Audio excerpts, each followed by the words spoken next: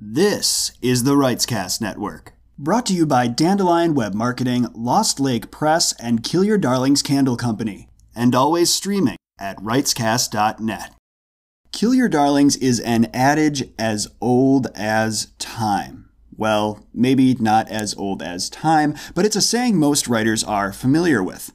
On its surface, it might seem like the phrase is just about being judicious and objective when it comes to one's revisions, but at Kill Your Darlings Candle Company, they believe it's about so much more. Killing one's darlings is about having the bravery to fulfill one's duty, to accept the challenge that comes with making one's work the best it can be, even if it means we have to set aside something we love along the way. Is this a grueling, daunting process? Yes, of course, but you don't have to undertake it by yourself. Kill Your Darlings candles will be there to help light your way, to stimulate your creativity, and to remind you you're not alone as you navigate every stage of your writing journey. To learn more about Kill Your Darlings Candle Company, their candles, and what they're doing to operate sustainably and with community and creativity in mind, visit kydcandleco.com. That's kydcandleco.com. Kill Your Darlings Candle Company. Candles for the wordsmiths of the world.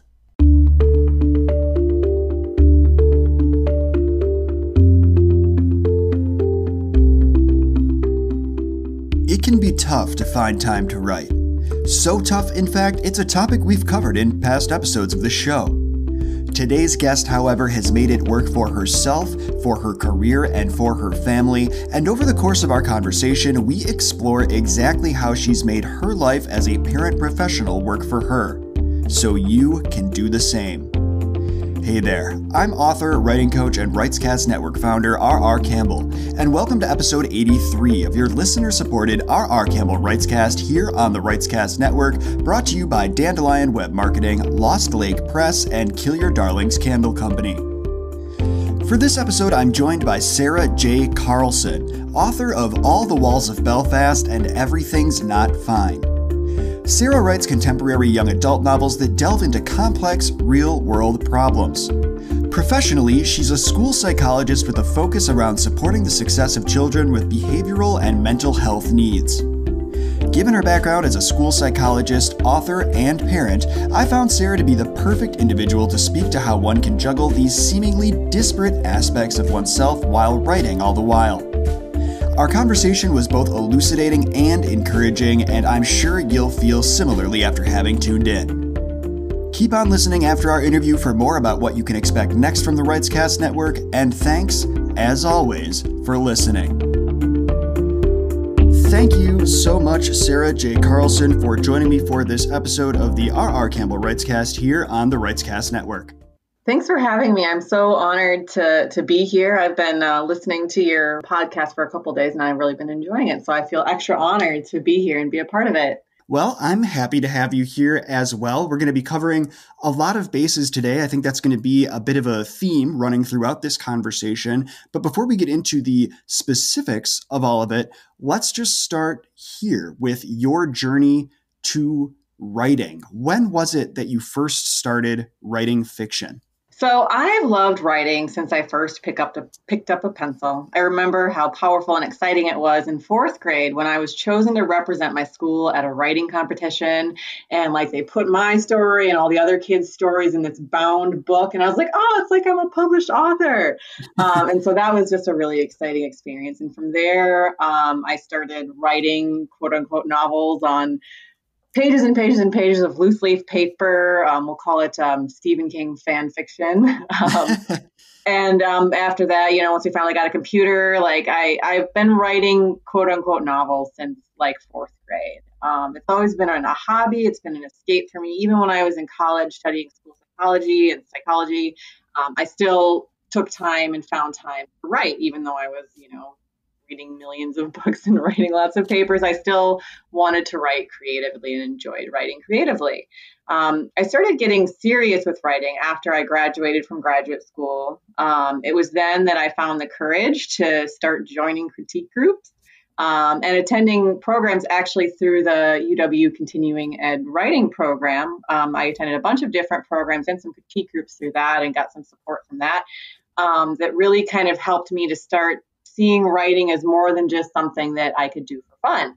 And it was kind of at that point that I started dipping my toes into querying with no bites. I was querying the first book I ever queried was like a 240,000 word science fiction novel where nothing happened in it. So don't do that. So like I got a lot of hard knocks early on, and but I loved writing so much that I'm going to just keep going. And then I started working as a school psychologist too. And so I was querying and writing and things like that while I was also a school psychologist. Then maybe 7 years ago, I moved to Singapore for my husband's job. And it was there that I could really start thinking like a professional. And I was also involved in a critique group there with a number of other highly skilled authors, some of whom were published.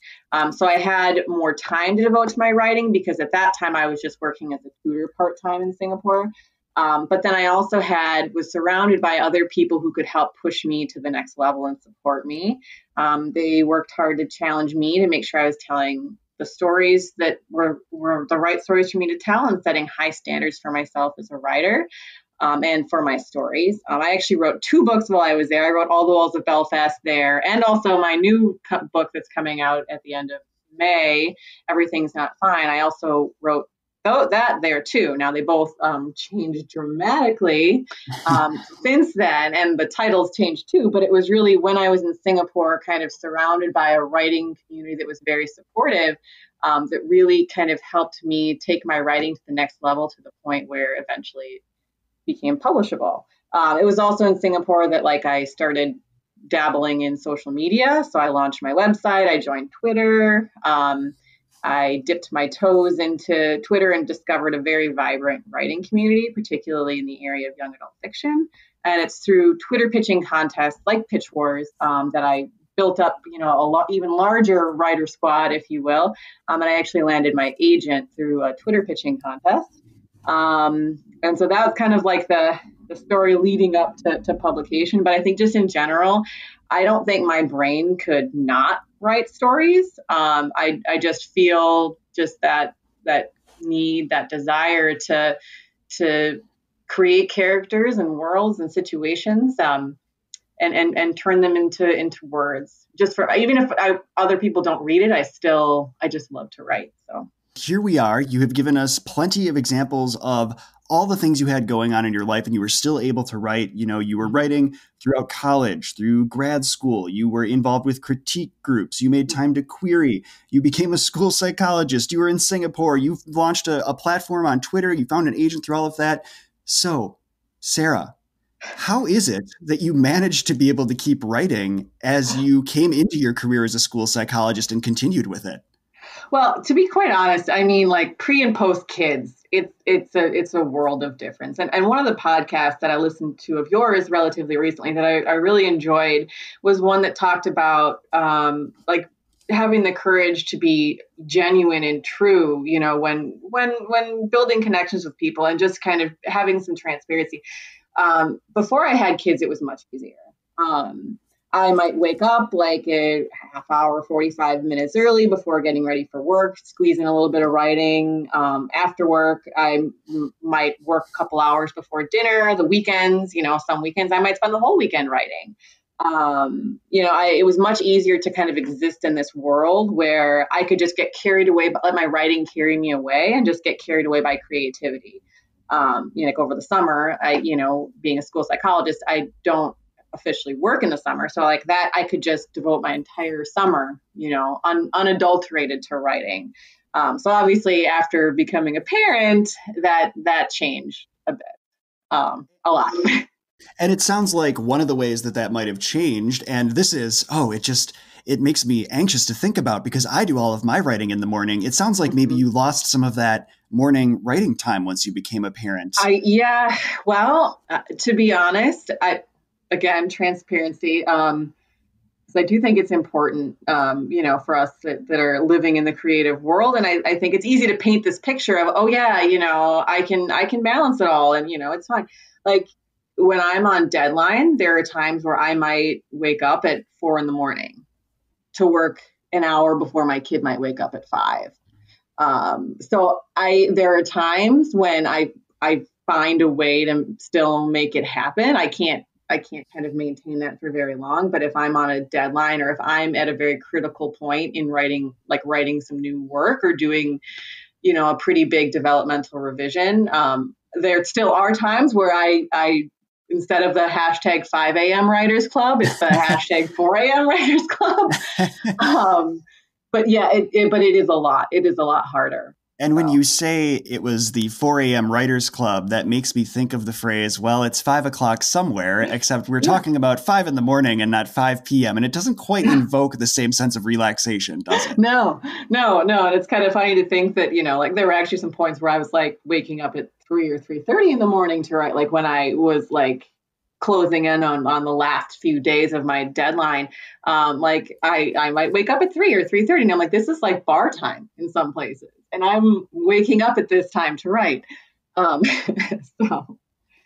you say, that wasn't always something that you saw as sustainable. It didn't just become part of your daily routine that you were getting up at 3:30 in the morning. And I kind of want to know about the interplay too between your work as a school psychologist and also being a parent, because, well, as a school psychologist, you had those summers previously where you could spend that unadulterated time writing. But now with kids, it would seem that, well, when they are in school, you are also in school as a school psychologist. And then when that summer comes around, well, the kids are home. So how did that work out for you? How are you able to balance or juggle all of that in your life? Well, so one of the ways in which I'm very fortunate is I have the privilege to be able to send my kids to daycare part-time during the summer. In normal times, COVID times, that's a whole different thing. But in normal times, I would send my kids to this daycare like 2 days a week so that I would have at least 2 full days where I could really devote a large chunk of time to writing. And then for me too, I think it's very important for me to kind of match what I'm working on in my writing to kind of my mental state. So for example, if I'm trying to write something new or work through like a complex revision where I need to rework plot or rework characters, something that requires a lot of sustained high level mental devotion, I need large chunks of time. So I try to, when I can, plan to do like write new things or do those kind of big revisions for periods of time where I know that I will have that mental space. So like over the summers, I plan to write new stories or I plan to do really big overhauls of a manuscript that I'm working on if I have the luxury. So like I'm not writing anything new right now because I know that like I don't have the mental space, the emotional space to do it. So I'm not going to push myself to do that because then I'm just going to stress myself out unnecessarily. So I try as much as I can to like use like winter break, summer break, spring break, and plan to do some of those bigger writing tasks that require a higher level of mental energy for those times.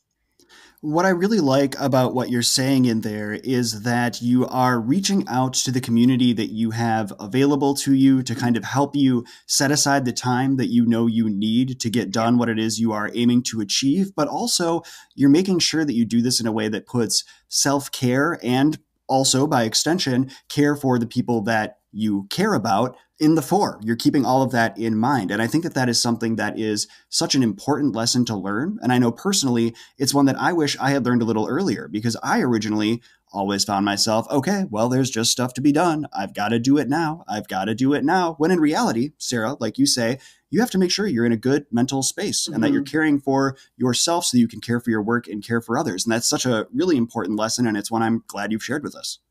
Yeah. And I think too, the other thing that has been helpful for me as I've been navigating these waters is like being clear, like clearly mapping out like what is it that I need to be working on for my writing career. So I'm in a position now as an author who's traditionally published or just published in general, where I have I have the writing component of it, but I also have the publicity and the marketing component of it. And, you know, kind of balancing all of that. And so I always try to kind of map out like everything that I should be doing. And there's a lot right now, especially since I have a book coming out in a couple of weeks. So that like I can be as efficient as possible with the times that I have. So like, for example, if I have 15 minutes in the morning before my kids wake up or before I have to start work, but my kids are occupied, like I can write an Instagram post or I can check my email and respond to emails from people. I'm not going to, delve into trying to write something down real quick because I don't have the mental space for that, but I can do those things. And so like last night, I did not have the mental energy to like try to work on another novel that I've been toying around with. I just know my brain's too tired. I can't do it. I'm not going to try to force myself to do it when I know that my brain can't do it. I'm going to try to be as efficient as possible. So I look at my list and I say, okay, well, I can work on, emailing these libraries in Canada. Like that one doesn't take a lot of mental energy. It's time consuming. It's tedious, but I can do that with the mental state that I'm currently in. So for me, I think it's really been about like having a clear sense of exactly all the different things that I'm juggling and then trying to efficiently match the task with the time that I have and kind of the mental state that I'm in so that I'm doing it efficiently rather than kind of forcing myself to do something when I know that it's not going to be as productive. This episode of the R.R. Campbell Writescast is brought to you by our friends at Dandelion Web Marketing. Dandelion Web Marketing helps writers build a thriving author platform through strategic web marketing. So if you're, say, struggling knowing whether or not you're on the right track with your website, well, Dandelion Web Marketing offers author website audits that can help you find out. And right now, listeners to the Writescast Network can take 50% off one of those audits. These audits will look at your site's content, security, design, search engine optimization, and more, and they'll also provide you with insight into what you need to do to better improve your connection with your audience. So to learn the strengths and weaknesses of your current website and take 50% off along the way, you can visit dandelionwebmarketing.com/writescast to learn more. That's dandelionwebmarketing.com/writescast. And what I like that we're getting into here is we're taking a look at what are some of the recurring challenges that any one of us is going to face while we are attempting to juggle our writing-related work and our family and our careers. But for you, Sarah, I'm curious to know, what was the biggest single challenge you faced while pursuing this passion for writing with everything else that you had going on? So kind of getting back to that idea of deadlines. So I sold All the Walls of Belfast about 2 years ago. And so that came out last March. And then with my publisher, I was able to sell them my option, or kind of, they got like the first dibs on my next book. And so I sold it to them on proposal, which means like a synopsis in the first 50 pages. Actually, before All the Walls of Belfast came out. Now, the book, now known as Everything's Not Fine, that I had already written, I thought. And I thought it was in pretty good shape. So I sent them the first 50 pages and they bought it. And I thought it was pretty much ready to go. So when they were talking about deadlines, I had said, okay, well, let's just do like end of June. That'll give me a couple weeks, like after school's out, where I can really hardcore work on stuff.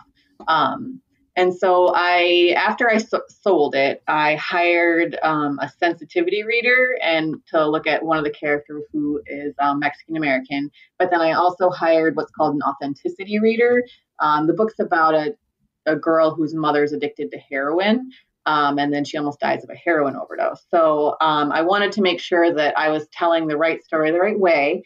So I hired a sensitivity reader authenticity reader to have a look at kind of how I did at representing that element of parental substance abuse. And I didn't want to do that before I sold the book because I didn't want to spend the money on it if, it wasn't going to sell. So I'm like, okay, I'll give it to this reader. They'll read it, month of April. I'll get feedback in May. I can kind of start planning it out in May. And then those first couple weeks in June before it's due, I'll have plenty of time to do whatever I need to make. So I thought I had a good plan. But then I got the feedback from the authenticity reader, and it really made me question most everything I'd written in the right way. And so then after getting that feedback, I ended up rewriting almost the entire plot and almost the entire book. And and so that was, and this is also while promoting All the Walls of Belfast. And like, I participated in a panel at the American Librarian Association convention at the end of June. And like, I'd already had like these family trips planned kind of leading up to that. And so I had been like, oh yeah, it's going to be done before. It's going to be fun. No. So I had to devote, in the midst of like going to ALA and going on these trips, I had to cram in rewriting the entire book basically in like under a month. Wow. And that is probably the most stressed I've ever been in my life. And then I sent it to my publisher, and I didn't have time for anyone to read it. Not even my agent. So yeah, that was definitely the hardest time. So then after that, because no one had read it but me, and then eventually my publisher, I spent like months afterwards being like, oh my God, this story is probably terrible. It's probably horrible. Because normally I would have lots of like a variety of different critique partners look at it, and I wasn't able to. And so for the longest time, not only was I stressed at that time, I was also kind of like, I hope the book doesn't suck. I did I feel better now. I got a starred review. It got a starred review from Kirkus like a month ago. So I'm like, okay, well, it's not crap. Okay, good. Well, congratulations on that. And I will say it is so amazing how whenever in life, or I should say maybe whenever in publishing, there is a deadline, it is almost like the universe conspires in such a way that it is going to make it as big of a challenge as possible. Because what you're sharing there, Sarah, though my experience of being on deadline was different in how the pressure manifested, I also found myself confronting the deadline of, well, okay, I need to be actively promoting a book and launching one while I try to meet the deadline for another, while I gear up for a deadline for the sequel. And in my case, I was getting married in the middle of all of it. So, oh my gosh. Right. And so I totally understand. Yeah, I totally understand this idea of deadlines can be stressful enough, but then the unforeseen happens. And when you throw in all that other business, that gets to be a lot. So I get that would certainly be the biggest challenge. Yeah. So all's well that ends well. We're good now. And a lesson that I learned was to be a little bit more cautious with my deadlines. And it's probably better. It's definitely better to turn it in early and just set a later deadline than to try to cram it all. I mean, it ended well, but I think I'm definitely not going to be giving myself that short of a deadline. And I think that's the other thing too, with like just parenting in general. Like, for example, I signed with my agent for All the Walls of Belfast, actually the same month as I found out that I was pregnant with my daughter, who's 4.5 right now. And so like, again, those two really happy, exciting things happening at the same time. But then it ended up taking 3 years before we could even go on submission, because I would set deadlines for myself to do the revisions that my agent, laid out for me, but it was just so hard to meet those deadlines while balancing all those different, balancing having a newborn, through a young toddler with working and also just the natural turnaround time, they like you send your agent something, they take time obviously to read it and get feedback to you, and then, rework it and all that stuff. And so I think one of the things that, when I think about like, what have I learned as I've been doing this, because both of my books have been released while I have children. And I think the biggest thing is like having that patience with myself and just realizing like, you have to remember all the different balls you're juggling. Like you're not going to be able to, pound a book out realistically in a month. And, you're not going to be able to get this revision done in, 2 weeks. It's just not realistic. And having that patience and grace with myself and like yeah, I wish I was working on my new book right now during, self social distancing, but I know I'm not in a place to do it, and I'm not going to force myself to do it and feel guilty about it when it's just not possible. There's too many other things. And so giving myself that permission, that grace to not put pressure on myself, it's been something that's taken some time, but now I'm feeling like I'm in a better place about. And as a school psychologist, I'm sure that you were in a position prior to facing this biggest challenge as it pertains to your deadline and all of that. I'm sure you were in a position to intellectually understand how important self-care was. So did you find yourself looking at self-care differently in the before and after times as it pertained to that deadline? How did that affect how you viewed the concept of self-care?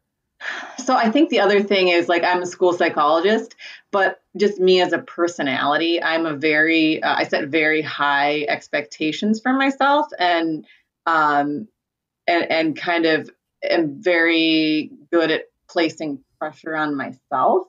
And so, like, even like, rationally, yeah, I'm a school psychologist. I understand the connection between thoughts, feelings, and behaviors, and I understand the connections, with self-care. It's kind of like getting that, like that cognitive understanding and applying it, where there's definitely like a little bit of a disconnect there. Even though I tell other people to do those things, like not giving myself that grace and myself that permission. And I think that, after enduring that deadline, yeah, I think it, like, just realizing, like, yeah, I'm going in the future, maybe I won't sell books on proposal until I'm sure that, like, it's all the way written. It's all the way, because I don't have the luxury of being able to count on, that I could write it in a month or two. So I think part of it is, like, kind of structuring and planning out, like, how I'm moving forward in my career to make sure that the steps that I'm taking are reasonable for my life situation, but then also remembering that, yeah, it is important for me to take care of myself. It is important to take time to exercise. It is important to enjoy my children, and I think that's another thing that as I'm kind of navigating through these different periods of high stress, is like looking at my children and telling myself every day, they're never going to be as small as they are today, and trying to find moments every day of joy with them, and taking a step back from the writing, because the writing will still be there, and I can always come back to it. I don't need to be writing a new story right now. I know this is not a good time, and so I think it's also kind of just like giving myself that space, that pause, and giving myself permission to set it aside when it's not a good time, and to just enjoy, the other aspects of my life.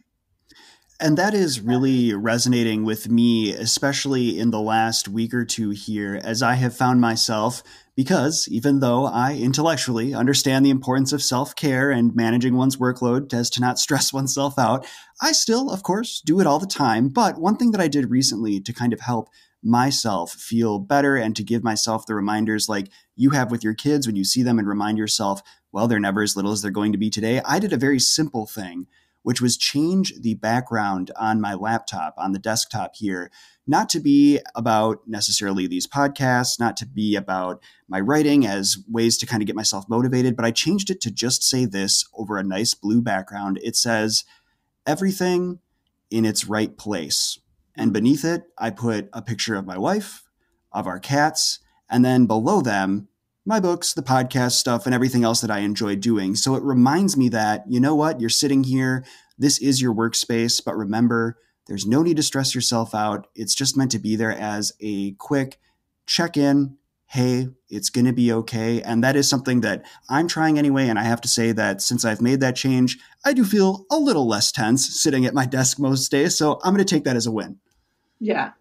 Yeah. And I think it does really, to point to the way that we think about something. This is my school psychology hat here. So the thoughts that we have, those are really what guide kind of how we feel and what we do. And so, like, what you're doing, where you're putting up like that, this is a thought that I want to remind myself of, is so critical, to kind of check that that pressure that you're putting on yourself, which then, puts you in a place where you're feeling less pressure, less guilt. And then in the end too, it actually helps I feel it, for me anyway, it frees my brain up to have more space to be creative, when I'm not putting that pressure on myself. I would agree 100% with that as well, because as I have recently finished my first ever, we'll say, decent manuscript that I wrote by the seat of my pants as opposed to from an outline, I know I wouldn't have been able to do that and do it in the same way had I not been giving myself the space for self-care, had I not been reminding myself that it was okay to focus on other things from time to time, because I would have been too creatively exhausted to pursue the page in a meaningful way. And I think that has been a huge takeaway from me. And so, Sarah, I don't mind if you wear the school psychologist hat as often as you'd like for the rest of this episode, because I think it's all very important stuff. And it's great to keep that in mind as we go throughout our creative process, whatever that process might look like. Mm-hmm. And one thing you mentioned earlier, we'll get back into the brass tacks stuff here. You were talking about doing publicity. There was mention of the 5 a.m. Writers Club hashtag. There was mention of being on Instagram and writing posts. So what that has me wondering is how it is that, of course, you have found time to write, but also do this publicity as you continue with your responsibilities as a school psychologist and a parent. And I think one of the things that, is often said about publicity is to focus on doing the things that you find enriching and rewarding, and that you enjoy doing. And so personally, I like taking pictures. And so Instagram is actually currently my favorite mode of publicity, not just book stuff, but also just kind of trying to give a little bit of insight into my life as well. Yeah. And I think, again, it's almost kind of like I have a project manager hat on. So I just have a list of all the different things that I want to be working on, and brainstormed with the marketing person, who's with my publisher. And I squeeze it in, when I can find time, like some of the, like writing an Instagram post that takes maybe 15 minutes. So I find little chunks of time where I can do that. If it's writing a newsletter, I'm like, okay, that's going to take a little bit more time. And so kind of carving more time out for that. And I mean, another thing that I'm doing too is as I'm answering interview questions for different different blogs and stuff like that, how can I pull pieces that I'm doing for that and use it elsewhere, so that it's not like I'm just writing 16 different blog posts, like I'm using elements and carrying it across different things. So yeah, it's just, I think, again, it's just thinking through what all is on my very long pages and pages long list, and what do I have the mental space to do in the time that I have. And then so it's a lot of just prioritizing based on timeline, and then also kind of prioritizing where my mental state is and the amount of time that I have, so that rather than working longer, I'm working more efficiently. And so I think that's one of the other things that I've been kind of figuring out as I've been, going through this the second time is how to be efficient and work smarter, not longer, so that I can make the most use of the chunks of time that I have. Once in a while over on Twitter or Instagram, you'll see an author post a picture that shows where their word count is, and it'll show what their goal is. It'll show how close they are to making that goal. Maybe it's their daily goal. Maybe it's their overall goal. Whatever the case might be, anytime one of these pictures is posted, the comments are inevitably full of people wondering, hey, what program is it that's keeping track of that for you in that way? Well, here's the secret. That program is Scrivener. And it's a program designed with writers and authors in mind, because it features tools like that word count calculator that let you set goals and track your progress on a day-to-day, month-to-month, and manuscript-by-manuscript basis. I've been using Scrivener for that reason and for many other reasons since 2011, 2010, who's counting anymore? It's been a long time, and I absolutely adore it. And right now, listeners to the Writescast Network can head to bit.ly/writing software to start a free 30-day trial of Scrivener. Yes, that's right. You can try Scrivener free for 30 days if you head to bit.ly/writing software. And heading to that link will not only help you on your writing journey, it'll also help the Writescast network, which we appreciate a great deal. So again, to learn more about Scrivener and what it can do to empower you on your writerly path, visit bit.ly/writing software. And maybe that ties into where I wanted to take this conversation next, which is about what it is that you have learned after juggling all of these different roles for so long. What is it that you have learned that you wish you knew years ago? Yeah. So, and I think one of the things that's interesting is you appreciate about the publishing world is that there's not a lot of information about like what happens like after you get an agent and then after you sell a book. It's not something like you can find lots of stuff about like, well, here's how you navigate the querying trenches. There's a lot less stuff about like, well, here's how you navigate after you get the agent. There's even less stuff about like, here's what happens here's what publishing is like after you get through the doors of traditional publishing. And so, I think there's like just a broader, like now I, have a more realistic understanding of what life's like or what the publishing industry is like. And so, this actually does tie into that, question around parenting and juggling all the hats. I actually feel like coming off of my debut year, it was helpful to be a parent and working because then my entire identity wasn't wrapped up in being an author. And my book, like there were periods of time where like, when everyone's generating like the best of lists or the most anticipated list. Well, that was a little bit hard, not seeing all the walls of Belfast on all the different lists or whatever. And also awards season, those are times that can be hard, when you've transitioned into being a published author, whether it's indie published or traditionally published. But like being a parent, like you don't have as much room to worry about it and to stress about it because it's not your whole identity of all this other stuff. So in some ways, it's almost kind of protective for me, it was anyway, protective from some of the disappointments that can come when you kind of see like, oh, well, this is what publishing actually is. It's not, international tours and, New York Times bestseller list and winning all like that's not what it is for the vast majority of people. After they become published. And so it was kind of nice to have those other elements of my identity that kind of protected me from being consumed. So that was something, that I, as I was learning the realities of what the publishing world looks like, learning that, hey, I'm actually kind of glad that I have this other stuff and that I'm not just a full-time writer, just sitting home writing all the time.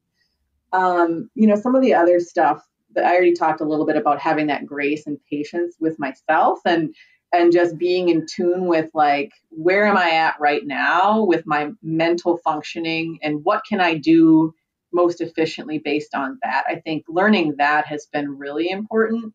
And it's also made me feel less pressure so that I'm not like, sitting down at 9:00 when I can finally work on writing and trying to force myself into, writing, something in my new novel because I know that I don't have space. So I'm not going to put that pressure on myself. I'm going to do something mindless, but that also works toward, my publicity.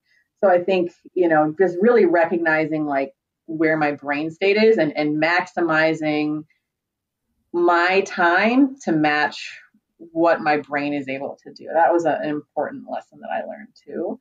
And I think my deadline story, that I think is a perfect example of a lesson learned, that, it is important to have deadlines, but making sure that they're realistic and kind of in tune with the other things that you're juggling in life so that you're not putting yourself in a situation where you're setting yourself up to fail. Because there are all those other elements that you need to be prioritizing as well. And I think too, kind of going back to that working efficiently, I always have lists of what I need to do. So if it turns out, I have 15 minutes where like my husband this morning took the kids to go do something. I'm like, oh, wow, that was unexpected. Now I have a half an hour that I can do something with. And so since I have that list, I don't have to like sit down and be like, okay, what was I doing or what should I do this time? I can just go to that list and I can just pick something off of it and I can just do it.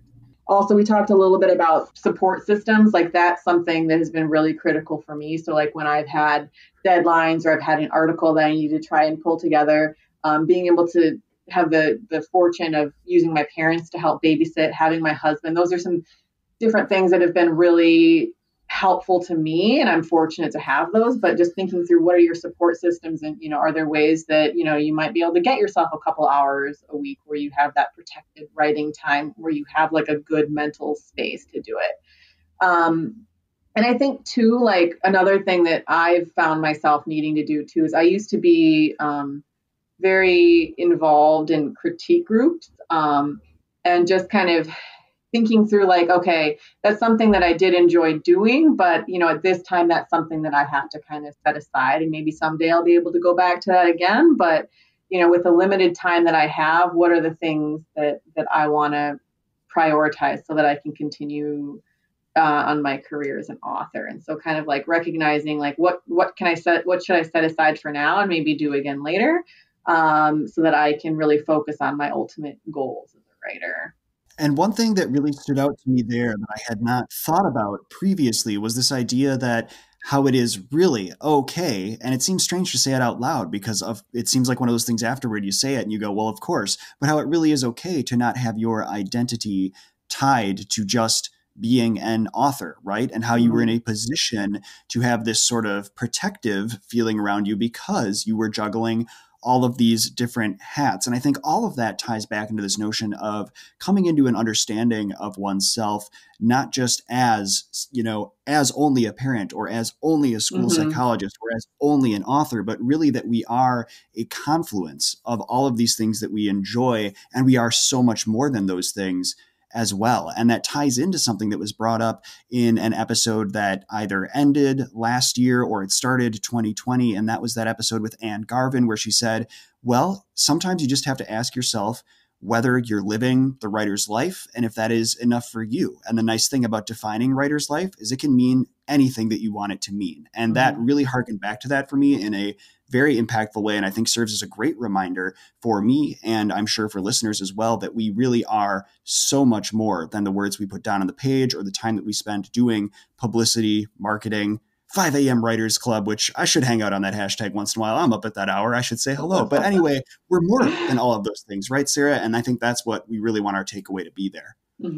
And now we've had an opportunity here to explore in some detail what your biggest takeaways were. But why don't you take a moment now, Sarah, to speak directly to listeners and offer some final advice for other parent professionals who might be trying to start, keep up with, or return to their writing habit? So I think, again, the biggest one for me is that giving yourself patience and grace. I think there's that piece of it, like that you don't put too much pressure on yourself and be realistic with what you're juggling. But then also, I think that there can be some guilt that comes with it too. Like, on the when I was still working kind of in the schools and in life was normal, not COVID, sometimes I felt a little bit guilty taking 2 hours a weekend to go and write. But then I also think about that sets a really good example for my daughter and my son, about that I'm more than just a parent and that they can be many different things too. And I think that's a good lesson to show your children that it's okay to be many different things and that we're all whole people. And it's good to be pursuing these creative outlets. And I think it sets a good example for my daughter and my son. And again, that kind of helps to offset some of like maybe I should be spending these 2 hours, with my kids. So I think, giving yourself patience and grace, around acknowledging all the different balls that you're juggling, but then also recognizing that it's a good thing for you and for your children that you're pursuing kind of your own creative dreams and that's okay. And just kind of finding a good way to kind of balance all those things so that you can do all, I guess.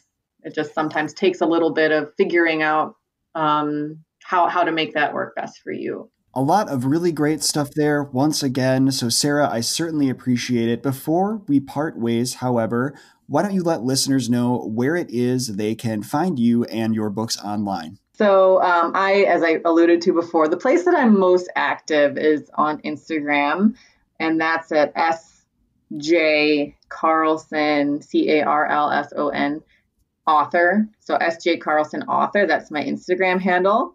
My Twitter handle is Sarah, Sarah Joy, Joy Drop, Drop, Sarah Joy Drop. And my website is sjcarlsonauthor.com. And my All the Walls of Belfast and is currently out now, and that can be found pretty much anywhere books are sold. And then Everything's Not Fine comes out May 26th, and that can also be found pretty much anywhere books are found.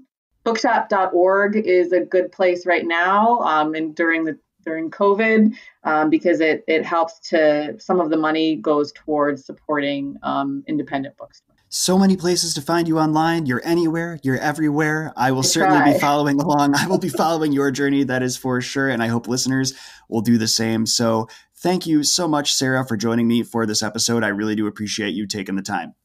And thanks for having me. This was a fun conversation to have. And honestly, this is the first time I've ever had this conversation. So thanks for letting me have it with you and your listeners.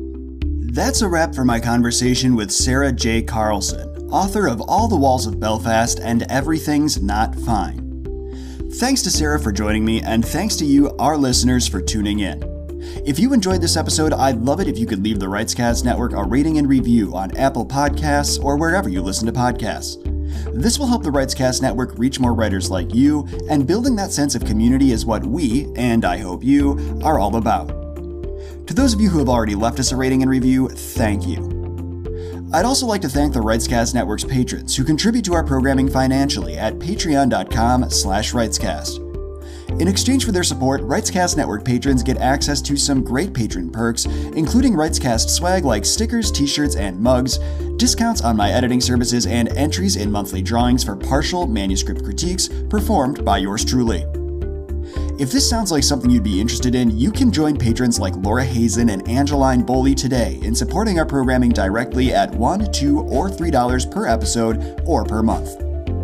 Any level of contribution will get you access to some of those fantastic patron perks, so become a supporter today by making your pledge at patreon.com/Writescast. That's patreon.com/Writescast. Thanks as well to our on-air sponsors Dandelion Web Marketing, Lost Lake Press, and Kill Your Darlings Candle Company. To learn more about them or our other sponsors, you can visit writescast.net/sponsors. Coming up next on the Writescast Network is a Novel Approaches episode featuring Biblio Breakdown host Ekta Garg and yours truly. In this episode, we'll discuss the intersection of inner conflict and theme with help from the online writing community. So stay tuned for that episode, which will debut on June 12th on Apple Podcasts, Writescast.net, or wherever you listen to podcasts. In the meantime, you can say hello on Twitter, Facebook, and Instagram at Writescast, or by searching for the Writescast Network. And we're also available by email at writescast@gmail.com, and you can now call us at area code 608-284-8342 and leave a voicemail with questions for future guests or other matters you'd like us to address in our programming. Again, that number is 608-284-8342. To reach me personally, you can visit rrcampbellwrites.com or get in touch on Twitter, where I can be found as @IamRRCampbell. Thanks again for listening. Until next time, this is R.R. Campbell signing off. Write on and write well. This is the Writescast Network, brought to you by Dandelion Web Marketing, Lost Lake Press, and Kill Your Darlings Candle Company, and always streaming at writescast.net.